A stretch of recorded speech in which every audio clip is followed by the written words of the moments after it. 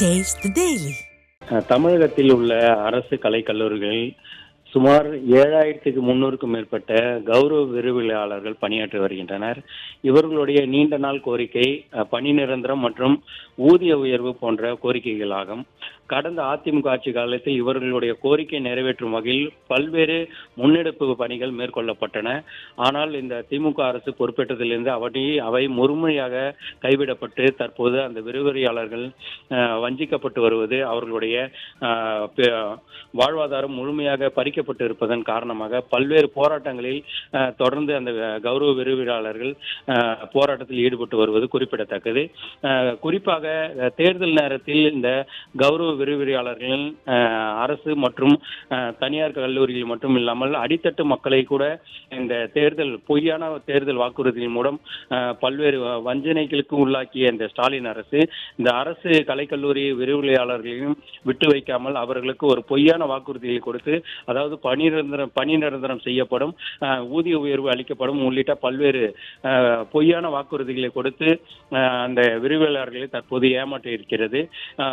வாக்குறுதிகள் நிறைவேற்றாமல் ஓராண்டு ஆகியும் இதுவரை இந்த அரசு மீது நம்பிக்கை இல்லாதன் காரணமாக விரிவுரையாளர்கள் நீதிமன்றத்தை நாடி தங்களுக்கான வழங்கப்பட்டு வரும் 25,000 ரூபாய் ஊதியத்தை உயர்த்தி வழங்க வேண்டும் என்ற நீதிமன்றத்தை நாடியுள்ள போதும் நீதிமன்றம் இந்த பல்கலைக்கழகத்தின் மூலமாக 57,700 ரூபாய் இவர்களுக்கு மாத ஊதியம் வழங்க வேண்டும் என்ற உத்தரவிட்டும் இதுவரை அந்த உத்தரவை நடைமுறைப்படுத்தாமல் இந்த ஸ்டாலின் அரசு தற்போது இந்த விரிவுரையாளர்களை வஞ்சித்து வருவது குறிப்பிடத்தக்கது. தேர்தல் வாக்குறுதியும் நிறைவேற்றப்படவில்லை.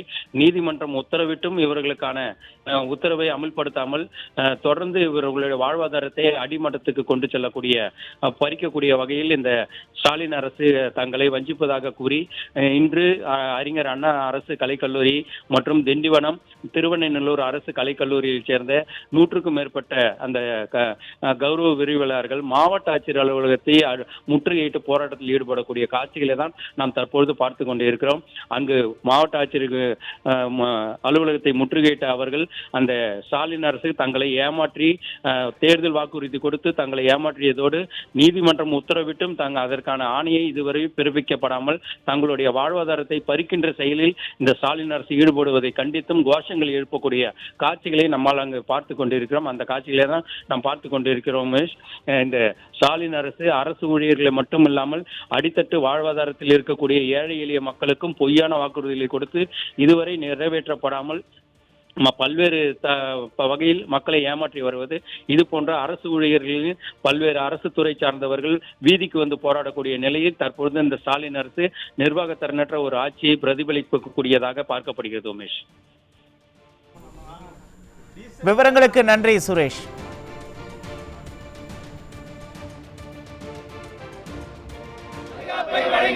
தமிழக அரசே உயர்கல்வித்துறை, தமிழக அரசே உயர்கல்வித்துறை, தமிழக அரசே உயர்கல்வித்துறை, தமிழக அரசே உயர்கல்வித்துறை, அழைத்து பேசாமல் வேடிக்கை பார்ப்பதா, அழைத்து பேசாமல் வேடிக்கை பார்ப்பதா, அழைத்து பேசாமல் வேடிக்கை பார்ப்பதா, அழைத்து பேசாமல் வேடிக்கை பார்ப்பதா, கௌரவ விரிவுரையாளர்களை அடிமைப்படுத்துவதா, கௌரவ